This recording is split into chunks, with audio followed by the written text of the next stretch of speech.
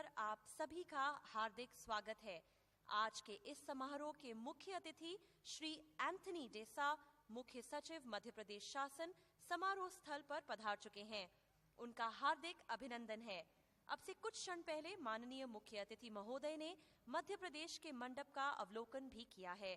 अब प्रस्तुत है मध्य प्रदेश गान।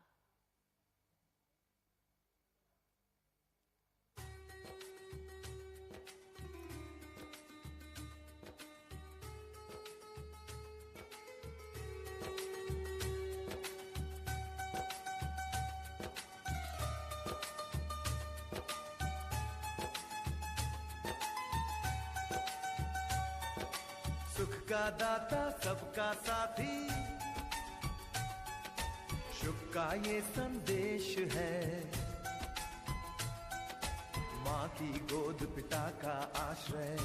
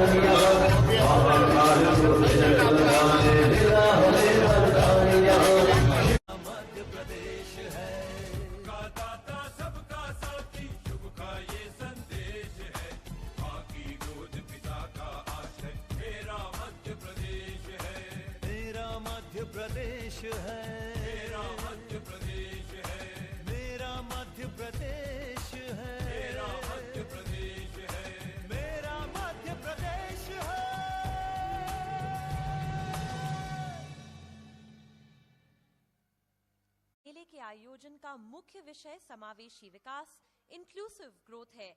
इस विषय को केंद्रीयकृत रूप में मध्य प्रदेश मंडप में दिग्दर्शित करने का प्रयत्न किया गया है। मंडप का आमुख प्रदेश की परंपरागत सांस्कृतिक धरोहर एवं प्रदेश के समावेशी विकास के तत्वों को एकात्मकता के साथ प्रदर्शित करने का प्रयत्न किया गया है। हमारी 5000 वर्षों से अधिक की अनवरत विकास यात्रा के अति महत्वपूर्ण पड़ाव के रूप में सांची के बौद्ध स्तूपों की प्रतिकृति सांकेतिक रूप में प्रदर्शित की गई है। इसके अतिरिक्त मध्य प्रदेश के वन्य जीवन तथा प्रमुख पर्यटक स्थलों का भी चित्रण किया गया है। मंडप के अगह तल के केंद्र में प्रदेश के समग्र विकास की झांकी प्रस्तुत करने का प्रयत्न किया गया है। महिलाओं के सशक्तिकरण एवं प्रदेश के औद्योगिकरण की दिशा में किए गए प्रयास एवं लागू योजनाओं का सजीव चित्रण किया गया है। मंडप में हमने इस तथ्य की पुष्टि करने का प्रयत्न किया है कि हमारा प्रदेश वर्तमान में देश के उन अग्रणी प्रदेशों में है जिन्होंने प्रदेश के सर्वांगीण विकास का मार्ग प्रशस्त किया है। मध्य प्रदेश मंडप में उन निजी व्यावसायिक प्रतिष्ठानों के उपकरण और उत्पाद भी प्रदर्शित किए गए हैं जिनके द्वारा प्रदेश ने व्यावसायिक समृद्धि के लक्ष्य को भेदा है।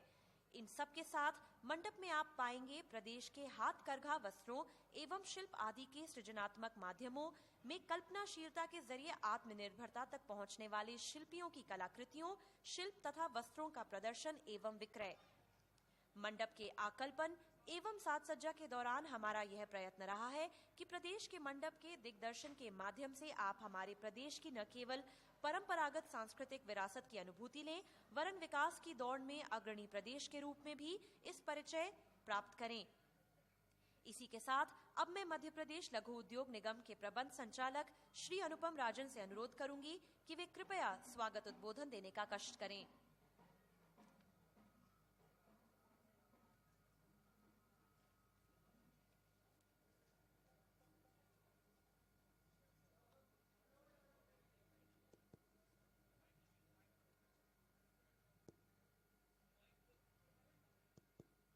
आज के इस कार्यक्रम के मुख्य अतिथि माननीय मुख्य सचिव मध्य प्रदेश शासन, अपर मुख्य सचिव वाणिज्य एवं उद्योग, प्रदेश के सभी वरिष्ठ अधिकारीगण, मीडिया के साथी, उपस्थित सभी महानुभाव, आज मध्य प्रदेश दिवस के आयोजन के अवसर पर मैं आप सबका हार्दिक स्वागत करता हूं, अभिनंदन करता हूं।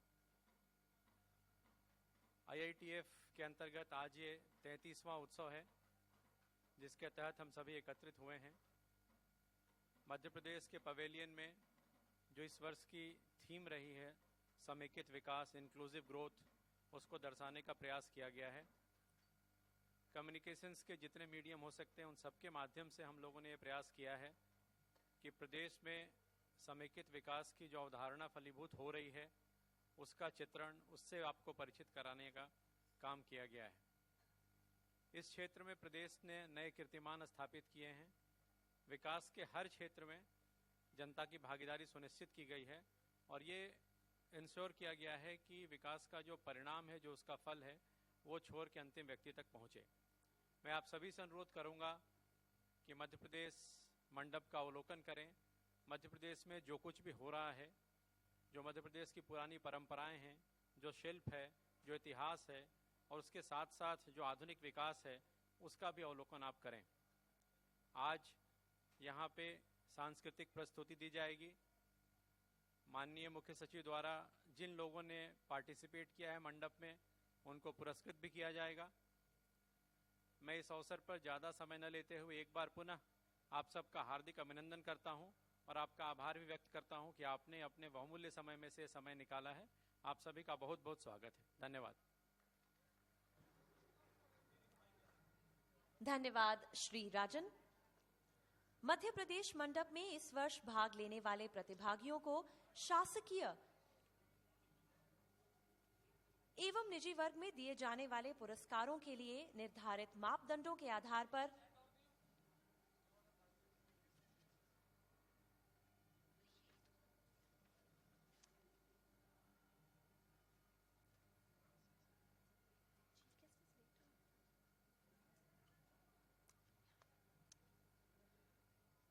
माफ कीजिएगा, मध्य प्रदेश मंडप में इस वर्ष भाग लेने वाले प्रतिभागियों को शासकीय एवं निजी वर्ग में दिए जाने वाले पुरस्कारों के लिए निर्धारित मापदंडों के आधार पर आंतरिक निर्णायक मंडल द्वारा परखा गया है। उत्कृष्ट प्रदर्शन के लिए पुरस्कृत किए जाने वाले प्रतिभागियों के नाम क्रमशः घोषित किए जा रहे हैं। अब मैं आज के कार्यक्रम के माननीय मुख्य अतिथि महोदय से अनुरोध करूंगी कि वे कृपया पुरस्कार वितरण करने का कष्ट करें।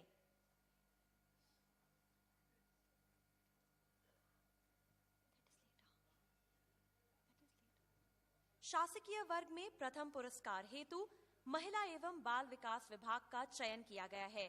कृपया वे मंच पर आकर पुरस्कार ग्रहण करें।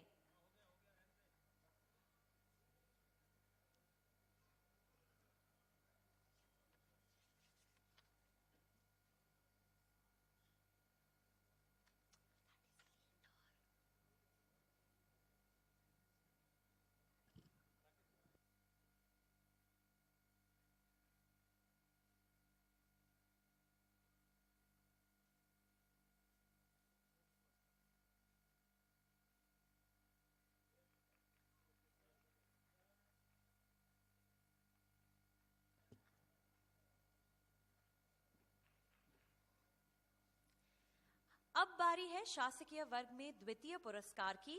इस हेतु मध्य प्रदेश पर्यटन विकास विभाग का चयन किया गया है। कृपया वे मंच पर पधारकर पुरस्कार ग्रहण करें।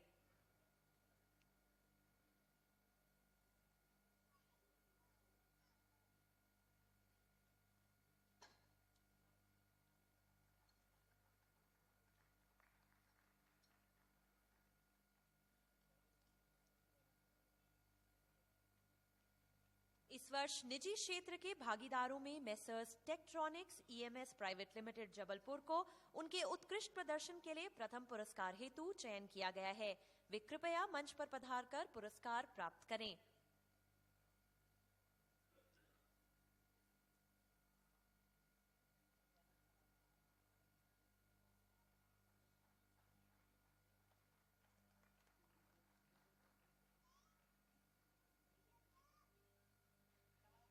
निजी वर्ग में मेसर्स शक्ति pump India private limited Indore को द्वितीय पुरस्कार हेतु चयन किया गया है। मैं उनसे अनुरोध करूंगी कि वे मंच पर पधारकर अपना पुरस्कार प्राप्त करें। मैं हमारे सभी दर्शकों से अनुरोध करूंगी कि वे जोरदार तालियों के साथ हमारे सभी विजेताओं की हौसला अफजाई करें और उनका स्वागत करें।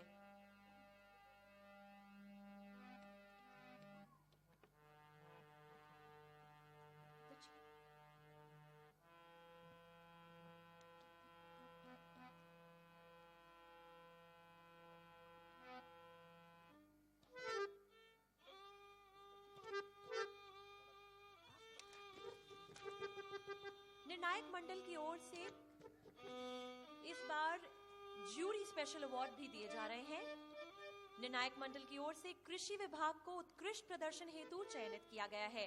उनसे अनुरोध है कि वे कृपया मंच पर आकर पुरस्कार ग्रहण करें।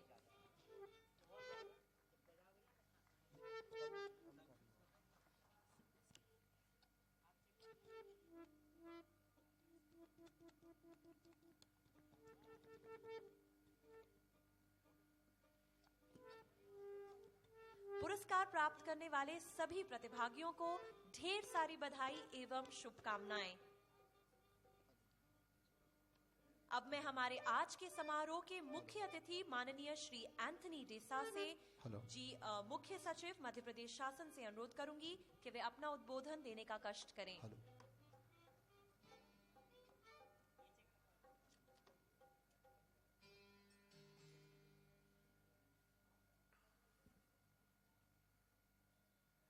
देवियों, सज्जनों, सम्मानित अतिथिगण, मध्य प्रदेश दिवस के उपलक्ष्य में आयोजित इस सांस्कृतिक कार्यक्रम में मध्य प्रदेश सरकार की ओर से मैं आप सबका हार्दिक स्वागत करता हूं।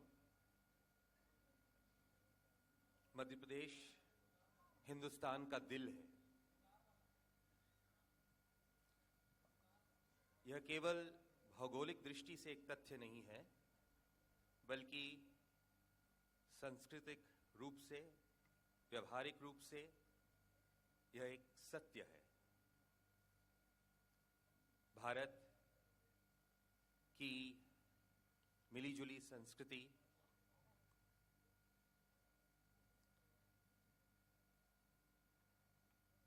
इस संस्कृति में मध्य प्रदेश एक ऐसा गुलदस्ता है जिसकी महक देश के सभी प्रांतों के लोगों को सहयोग, शांति और भाईचारे का संदेश देती है।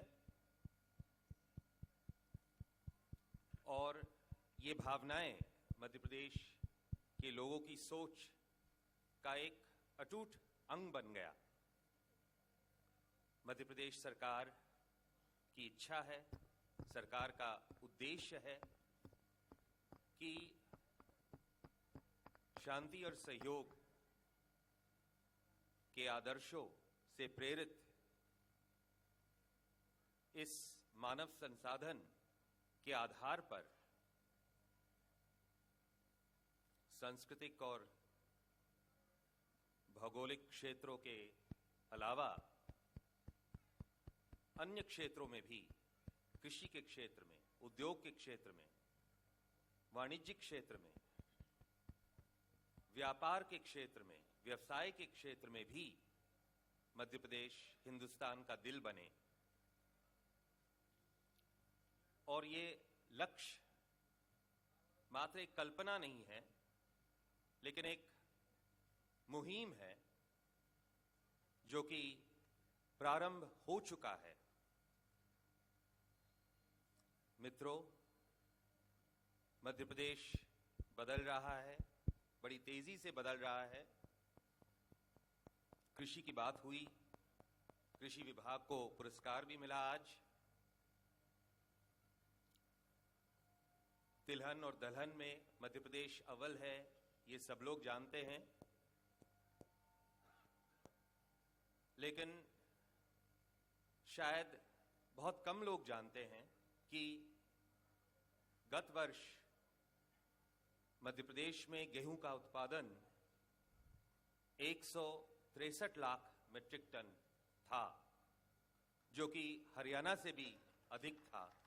और इस वर्ष की रबी में यदि मौसम ठीक रहा, गेहूं का उत्पादन 1,192 लाख मीट्रिक टन होगा, जो कि पंजाब से भी अधिक होगा।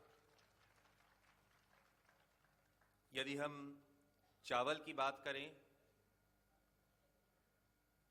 तो लोग कहते थे कि छत्तीसगढ़ के बनने के बाद हमारा चावल का क्षेत्र छत्तीसगढ़ को चला गया, जो कि सही भी है, और मध्य प्रदेश में केवल शायद 5 या 6 लाख मीट्रिक टन धान होती थी। लेकिन इस खरीफ मौसम में फसल कटाई चल रही है। मध्य प्रदेश में धान का उत्पादन 40 लाख मीट्रिक टन हो गया, और उत्तर अमेरिका को, दोनों यूएसए को और कनाडा को, जो बासमती का निर्यात होता है या वहां जो बासमती का आयात होता है, उसमें से तो 25% पाकिस्तान से बासमती आती है, लेकिन जो 75% बासमती उत्तर अमेरिका को जाती है भारत से, उसमें से 60% बासमती मध्य प्रदेश के 4 जिलों में से उत्तर अमेरिका को जाती है। वास्तव में आज की तिथि में मध्य प्रदेश भारत के एक अनाज के कटोरे के रूप में विकसित हुआ है, और कृषि में जो चमत्कार हुआ उसका एक मुख्य कारण सिंचाई है।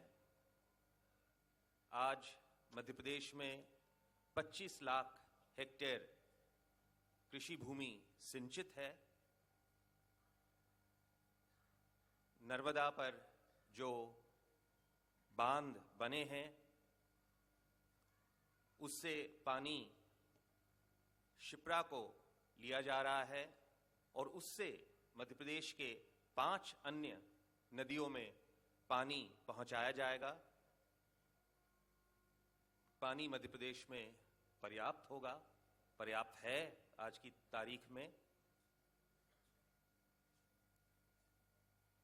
यदि हम विद्युत की बात करें तो बिजली उपलब्धता मध्य प्रदेश में जो निर्मित क्षमता जो है और लॉन्ग टर्म कॉन्ट्रैक्ट्स दोनों मिलाकर विद्युत उपलब्धता मध्य प्रदेश में 11,000 मेगावाट है, और 5,000 मेगावाट निर्माणाधीन है। 3 महीने में 2,500 मेगावाट उपलब्ध होगा, और 2015 तक कुल विद्युत उपलब्धता 16,000 मेगावाट होगा। मध्य प्रदेश एक एनर्जी सरप्लस स्टेट है। बहुत कम राज्य है जो इस तरह का दावा कर सकते हैं। पानी और बिजली के साथ साथ मध्य प्रदेश में सड़कों का भी काफी विस्तार हुआ। पीएमजीएसवाई के अंतर्गत 50,000 किलोमीटर लंबाई की सड़कें, पक्की सड़कें बनी, जिसके कारण ये सब सड़कें ग्रामीण अंचल में बनी, और इसके कारण 10,000 से अधिक ग्राम मुख्य सड़कों से जुड़ गए। स्टेट हाईवेज में 11,000 किलोमीटर का उन्नयन किया गया, और 35,000 किलोमीटर उन्नयन का पीपीपी मोड के अंतर्गत योजनाएं प्रक्रियाधीन हैं। इस तरह कृषि के साथ साथ पानी, बिजली और सड़क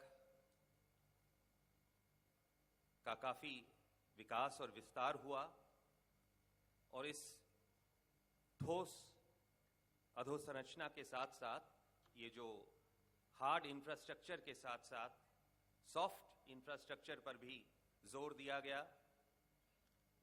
मानव संसाधन विकास के लिए, कौशल उन्नयन, स्किल अपग्रेडेशन की कई योजनाएं क्रियान्वित की जा रही है।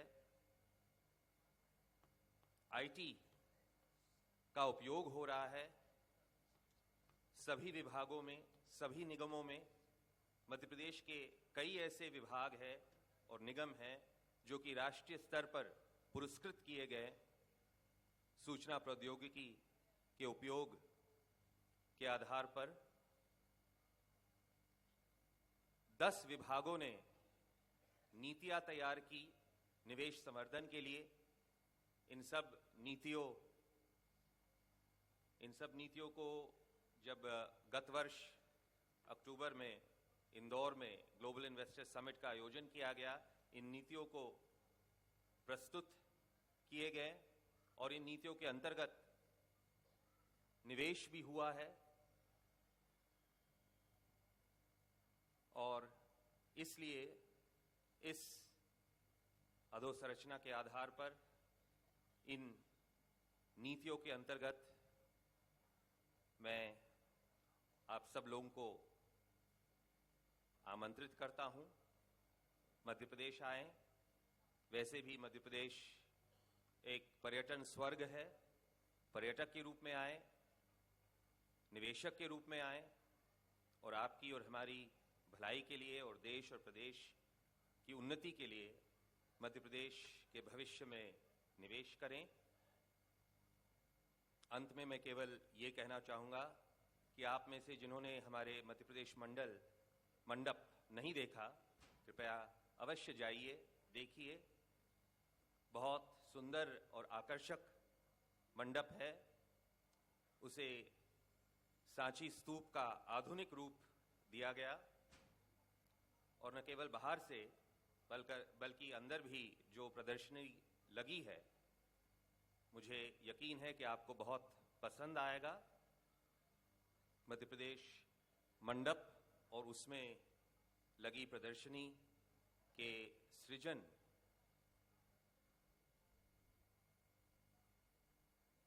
की जो विभिन्न विभागों और संस्थाओं और निगमों की भागीदारी है, उन सभी विभागों को, निगमों को और उनके अधिकारियों को मैं तहे दिल से बधाई देता हूं। धन्यवाद। जय हिंद। धन्यवाद श्री एंथनी जी। मध्य प्रदेश शासन के दिल्ली स्थित कार्यालय में पदस्थ विशेष आयुक्त श्री शैलेंद्र सिंह जी से अब मेरा अनुरोध है कि वे कृपया उद्बोधन देने का कष्ट करें।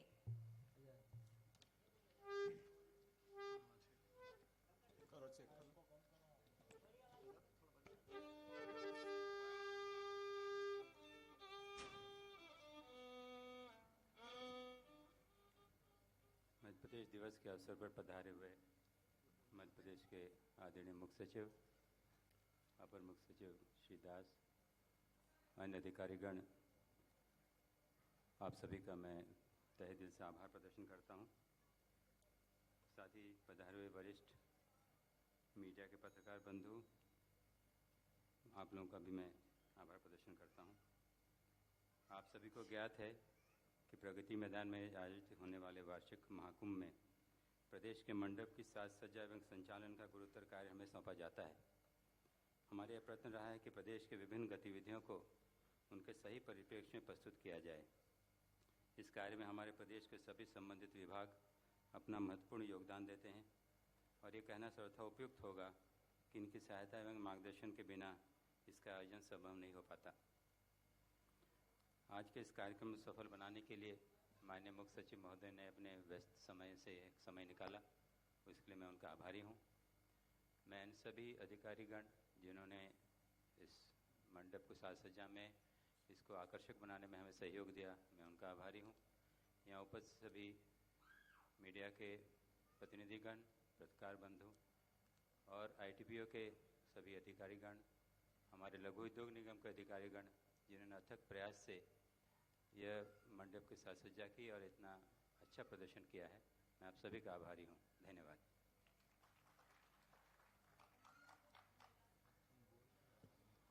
धन्यवाद शैलेंद्र जी।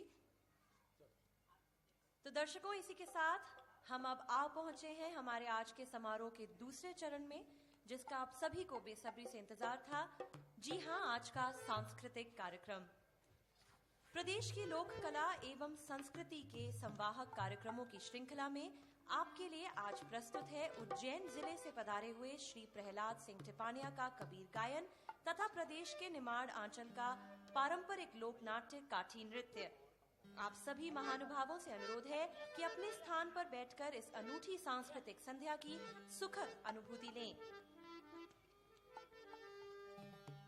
मध्य प्रदेश के उज्जैन जिले के लूनियाखेड़ी गांव में 7 सितंबर 1954 को जन्मे श्री प्रहलाद सिंह टिपानिया ने विक्रम विश्वविद्यालय उज्जैन से स्नातक एवं देवास से स्नातकोत्तर की उपाधि प्राप्त की। मालवा की जनपदीय गायन परंपरा को कबीर की वाणी के जरिए अपने कंठ में साधने वाले श्री प्रहलाद टिपानिया संत कबीर के निर्गुणिया व सूफी संत परंपरा में अपनी विशिष्ट पहचान और प्रतिष्ठा के लिए शिखर नए तय करने वाले सिद्ध कलाकार हैं। अमेरिका स्थित स्टैनफोर्ड यूनिवर्सिटी में आमंत्रण पर सन 2002 में श्री प्रहलाद ने अपने संगी लोक कलाकारों के साथ 3 दर्जन से भी अधिक सभाओं में कबीर संगीत की प्रस्तुतियां दी। सरहद पार की इस कबीर यात्रा की एक वीडियो सीडी भी जारी हो चुकी है। मध्य प्रदेश शासन संस्कृति विभाग ने श्री प्रहलाद टिपानिया को लोक गायन के माध्यम से कबीर की वाणी को जन जन से लेकर राष्ट्रीय एवं अंतर्राष्ट्रीय मंच तक पूरी प्रामाणिकता एवं मौलिकता के साथ प्रस्तुत करने एवं लोक परंपरा को समृद्ध करने के महत्वपूर्ण उपक्रम के लिए प्रदर्शनकारी कलाओं के क्षेत्र में स्थापित राज्य शिखर सम्मान 2004-2005 से भी सादर विभूषित किया है। तो इसी के साथ अब आपके लिए प्रस्तुत है श्री प्रहलाद सिंह टिपानिया जी का कबीर गायन।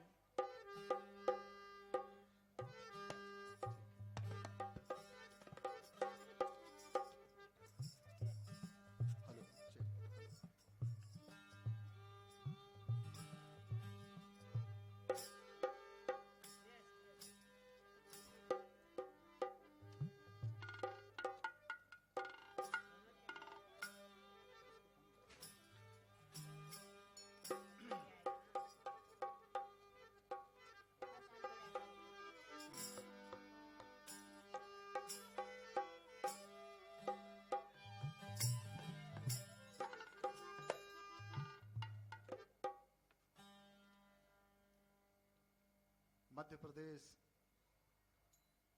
के इस सुंदर आयोजन में मध्य प्रदेश की ओर से हम आप सबका हृदय से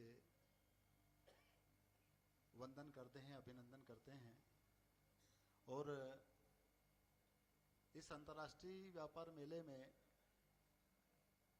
हमारे मुख्य सचिव महोदय और समस्त अधिकारीगण जिन्होंने मध्य प्रदेश की आर्थिक और विकास की उस गंगा का प्रवाह करके आपको अवगत कराया। मैं आपको मध्य प्रदेश के मालवा में जो कबीर जिस लोक परंपरा के मुताबिक गाते हैं उनके कुछ कबीर के पद आपके सामने रखूंगा। मैं संस्कृति विभाग की ओर से, मध्य प्रदेश की ओर से और पूरे देश की ओर से आप सभी का पुनः हृदय से इस भजन के मार्फत स्वागत करता हूं।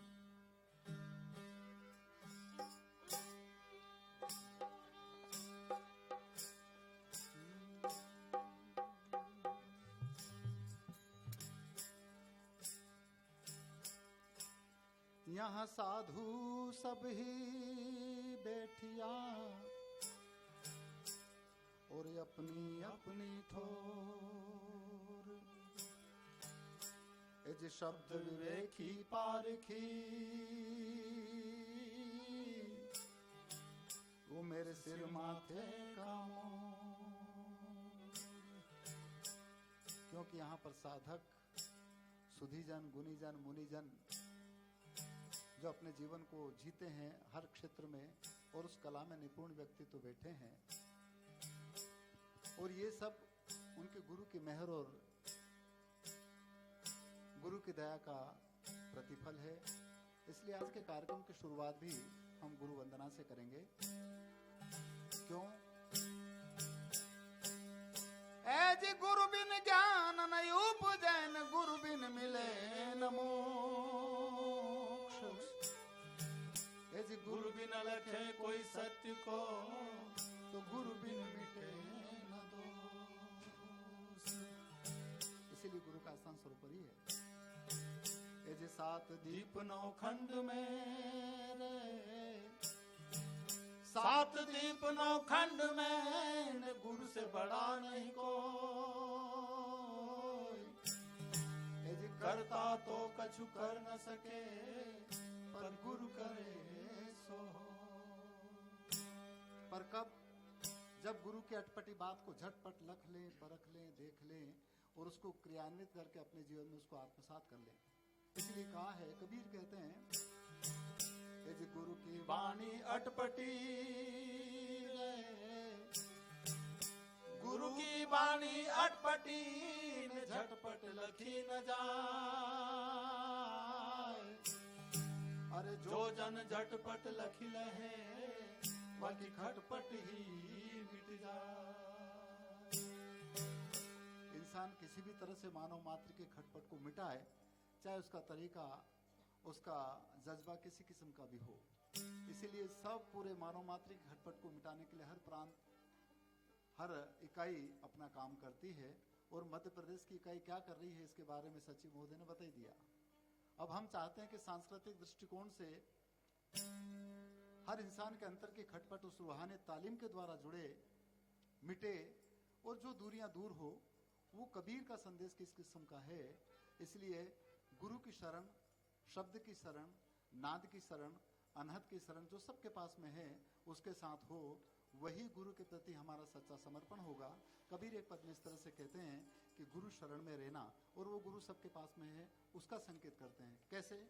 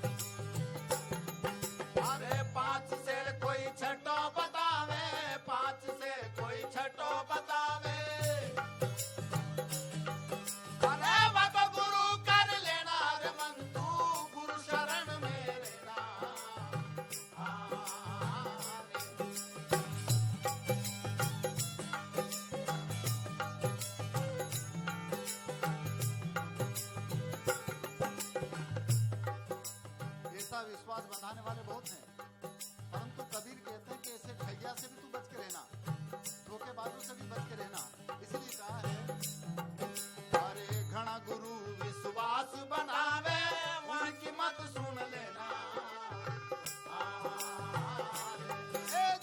घना गुरु विश्वास बनावे, उनकी मत सुन लेना।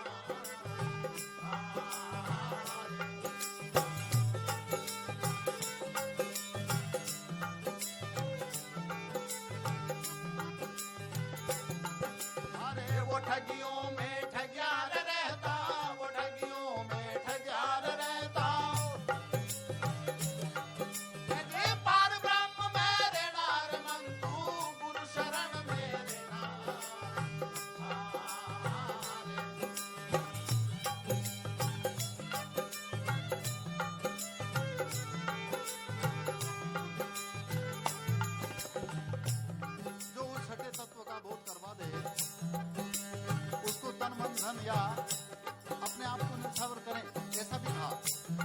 वो भी छठा तत्व सबका ज्ञान है, विवेक है, समझ है, परख है। इसलिए अर्पण सतगुरु का गुरु वचन सुन लेना।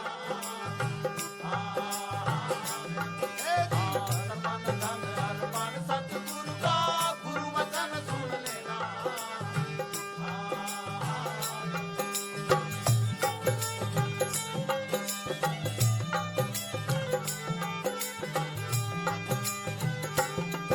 अरे जो गुरु जी थारो मस्तक मांगे, जो गुरु जी थारो मस्तक मांगे, अरे सिर काट धर देना रे मन तू गुरु शरण में लेना।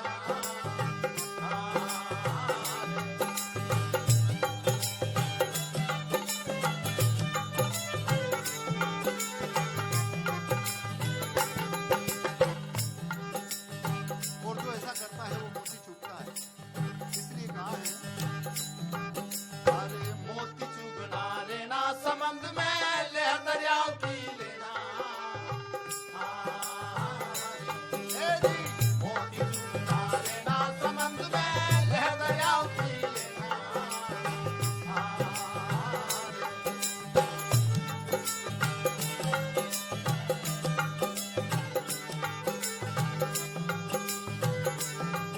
अरे कहे कबीर सुनो भाई साधो, कहे कबीर सुनो भाई साधो। अरे जीवत मुगत कर लेना रे मन तू गुरु शरण में लेना। अरे उतरोगा पार पूरा गुरु मिल गया, उतरोगा पार पूरा गुरु मिल गया।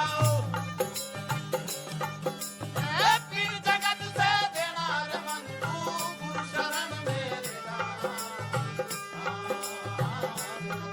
ए जी गुरु शरण में लेना। गुरु शरण में लेना।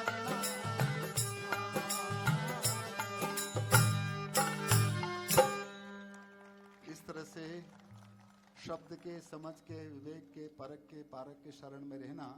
और जो ऐसे इस परख की शरण में रहता है तो उसकी गाड़ी निरंतर आगे बढ़ती है और अपने लक्ष्य पर पहुंचती है। धीरे धीरे निश्चित रूप से हम अपने लक्ष्य पर पहुंचेंगे। कबीर भी इस बात को कहते हैं गाड़ी के माध्यम से। भजन इस तरह का है,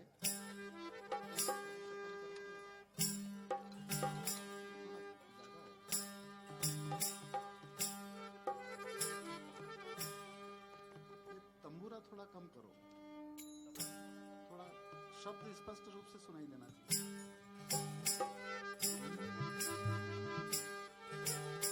कबीर के जमाने में बैलगाड़ी थी, इसलिए बैलगाड़ी के माध्यम से उन्होंने लक्ष्य पर पहुंचने का संदेश दिया।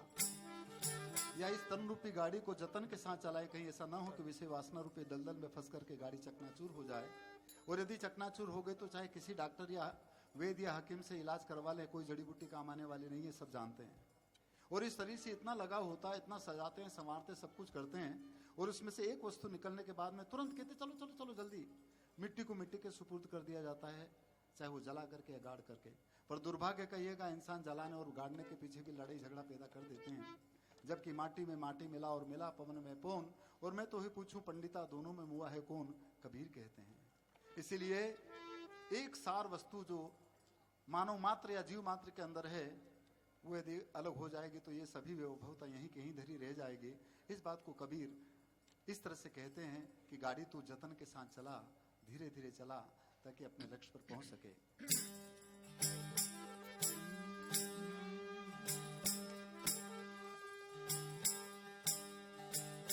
ये जी पांच तत्व का पुतला रे,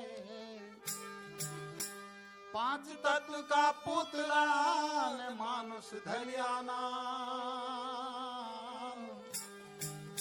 एक कला के बिछुड़ते और बिसर गया सब ठाम। तो धीरे धीरे रे मना रे, धीरे धीरे रे मना रे, धीरे सब कुछ हो। अरे माली सींचे 100 घड़ा, और ऋतु आवे पर कब होगा? जब एक को साध ले। ए जी एक साधे सब सदैन सब साधे एक जाए। अरे माली सींचे मूल को तो फूले फले अनार।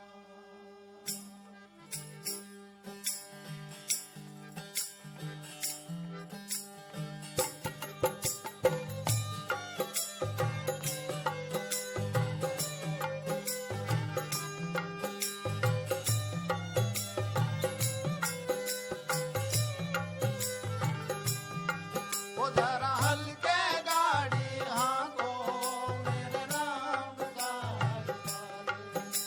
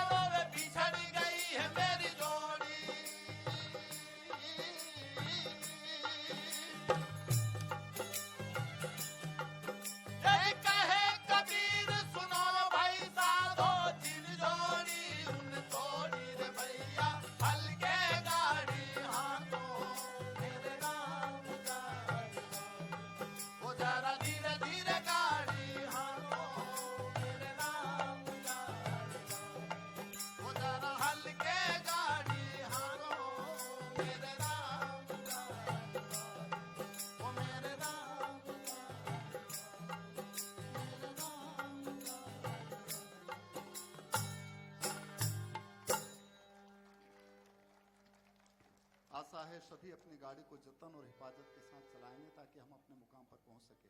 और ये तब संभव है जब हमारी करनी अच्छी हो, हमारी रहनी गहनी अच्छी हो, हमारी कहनी और कथनी सब अच्छी हो।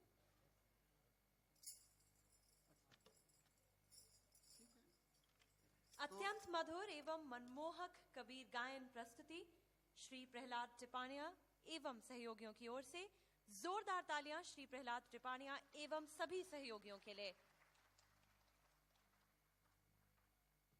इसी के साथ अब हम बढ़ते हैं हमारी अगली प्रस्तुति की ओर, जो कि है काठी लोक नृत्य।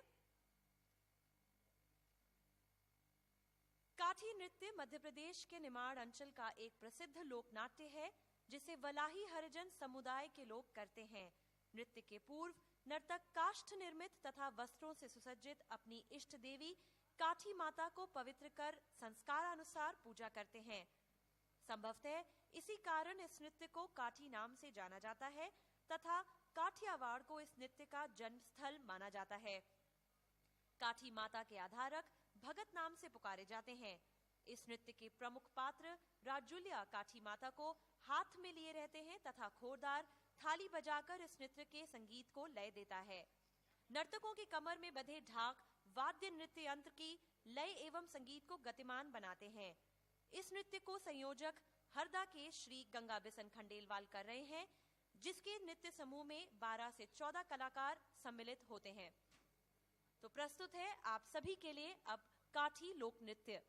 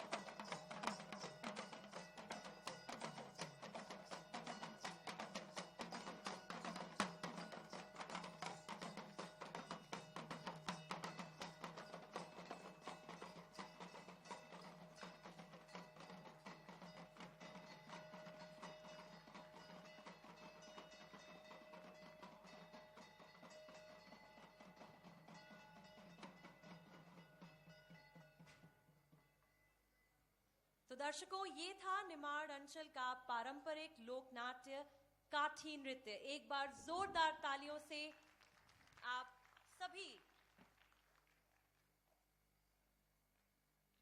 तो दर्शकों, इसी के साथ हम आ पहुंचे हैं हमारे आज के कार्यक्रम के अंत पर। हम आशा करते हैं कि आप सभी ने हमारे आज के कार्यक्रम का भरपूर आनंद उठाया।